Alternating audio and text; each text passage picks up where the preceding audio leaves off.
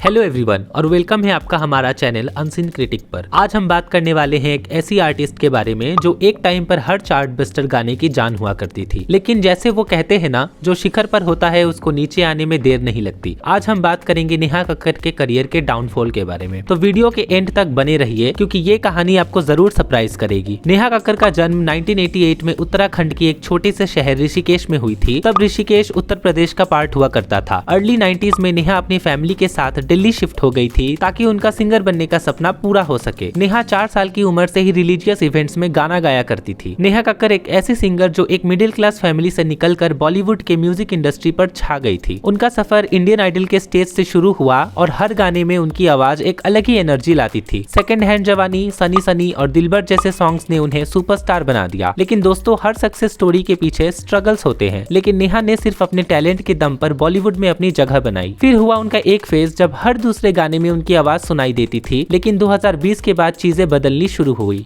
नेहा के करियर के डाउनफॉल के पीछे सिर्फ एक रीजन नहीं है, बल्कि काफी सारी कंट्रोवर्सीज और क्रिटिसिज्म है। सबसे पहला रीजन है ओवर एक्सपोजर। एक समय था जब लगता था कि नेहा कक्कड़ के बिना बॉलीवुड म्यूजिक इंडस्ट्री इनकम्प्लीट है, लेकिन जब हर गाना एक जैसे बनने लगते हैं तो ऑडियंस बोर होने लगती है। फैंस कहते हैं कि उनका सिंगिंग स्टाइल रिपीटेटिव और ओवर द टॉप हो गया है। सोशल मीडिया पर उनका कंपैरिजन अलग अलग सिंगर्स के साथ होने लगा। फैंस का कहना था कि उनका ओरिजिनल एसेंस कहीं खो गया था। और फिर आए रीमेक सॉन्ग्स का जमाना, जिसमें नेहा ने दिलबर और आंख मारे जैसे चार्ट बस्टर्स दिए, लेकिन ज्यादा रीमेक्स की वजह से क्रिटिक्स ने उन्हें ओरिजिनलिटी की कमी के लिए टारगेट किया। एक और वजह थी उनकी पर्सनल लाइफ, जो उनके करियर को इनडायरेक्टली इम्पैक्ट कर रही थी। नेहा ने खुद एडमिट किया है कि उन्हें ट्रोलिंग और क्रिटिसिज्म काफी हर्ट करता है। 2020 में नेहा का नाम उनके शादी के लिए रोहनप्रीत सिंह के साथ जोड़ा गया। सोशल मीडिया पर उनका फोकस म्यूजिक से ज्यादा पर्सनल लाइफ पर शिफ्ट हो गया था। उनके फैंस भी डिवाइड हो गए, कुछ उनके साथ खड़े रहे तो कुछ उनसे डिसअपॉइंट हो गए। लेकिन रिसेंट रिपोर्ट्स और कंट्रोवर्सीज ने उनके करियर पर क्वेश्चन मार्क लगा दिया है। कुछ महीने पहले नेहा ने एक ब्रेक लिया था अपनी मेंटल और फिजिकल हेल्थ के लिए। उन्होंने कहा था, ये ब्रेक मेरे लिए बहुत जरूरी था क्योंकि मैं फिजिकली और मेंटली ड्रेन्ड थी। इस ब्रेक के दौरान उनके प्रेगनेंसी और डिवोर्स को लेकर भी अफवाहें उठी, जिसे नेहा ने अफसोसजनक और झूठी अफवाहें कहा। उन्होंने स्पष्ट किया कि उनका फोकस अब वापस उनके काम पर है। एक और बड़ा सेटबैक उनका रियलिटी शो जज करना था। इंडियन आइडल जैसे शोज में नेहा का ओवर इमोशनल बिहेवियर काफी मीम्स और ट्रोलिंग का शिकार बना। लोगों ने उनका जेन्युइन नेचर क्वेश्चन किया और ये भी कहा कि वो अननेसेसरीली ज्यादा ड्रामेटिक हो गई है। और एक रीजन जो नेहा के डाउनफॉल का सबब बना, वो है टैलेंटेड सिंगर्स का राइज। अरिजीत सिंह, जुबिन नौटियाल और श्रेया घोषाल जैसे सिंगर्स की पॉपुलैरिटी काफी बढ़ गई। उनका म्यूजिक ऑडियंस के दिल को कनेक्ट करता है, जबकि नेहा का स्टाइल एक स्पेसिफिक जॉनर तक लिमिटेड रह गया। कंट्रोवर्सीज भी नेहा का पीछा नहीं छोड़ रही थी। उनका फाल्गुनी पाठक के गाने मैंने पायल है छनकाई का रीमेक ओ सजना काफी ट्रोल्स और नेगेटिव कमेंट्स का शिकार बना। फाल्गुनी पाठक ने भी अपनी नाराजगी जाहिर की थी। 2023 के बाद नेहा के गाने यूट्यूब पर व्यूज तो लाए, लेकिन उनका इम्पैक्ट पहले जैसा नहीं रहा। क्रिटिक्स कहते हैं कि उन्होंने अपनी म्यूजिक में एक्सपेरिमेंटेशन कम कर दिया है, जो उनकी करियर ग्रोथ के लिए जरूरी था। लेकिन दोस्तों, ये कहना गलत होगा कि नेहा का करियर कंप्लीटली खत्म हो गया है। उनका एक बड़ा फैन बेस आज भी उन्हें सपोर्ट करता है और उनकी डेडिकेशन की वजह से उन्होंने इंडस्ट्री में इतना बड़ा नाम कमाया है। हर आर्टिस्ट के करियर में हाईज एंड लोज आते हैं। हो सकता है कि नेहा अपने नए प्रोजेक्ट्स के थ्रू एक बड़ी कमबैक करे। दोस्तों, ये स्टोरी सिर्फ नेहा कक्कड़ के करियर डाउनफॉल की नहीं, बल्कि एक रिमाइंडर है कि किसी भी फील्ड में कंसिस्टेंट रहना कितना मुश्किल होता है। हम उन्हें क्रिटिसाइज करते हैं, लेकिन उनकी जर्नी हमें ये सिखाती है कि सक्सेस और फेलियर दोनों ही टेम्पररी होते हैं। आपका नेहा कक्कड़ के करियर के बारे में क्या कहना है? क्या उनका डाउनफॉल टेम्पररी है या उन्होंने अपनी पीक टच कर ली है? अपने थॉट्स हमें कमेंट्स में जरूर बताइए और अगर आपको ये वीडियो पसंद आई हो तो लाइक और शेयर करना मत भूलिए। ऐसे ही इंटरेस्टिंग और इंसाइटफुल वीडियोस के लिए सब्सक्राइब करें अनसीन क्रिटिक को। मिलते हैं अगले वीडियो में, तब तक के लिए take care and stay safe. Thank you for watching this video guys.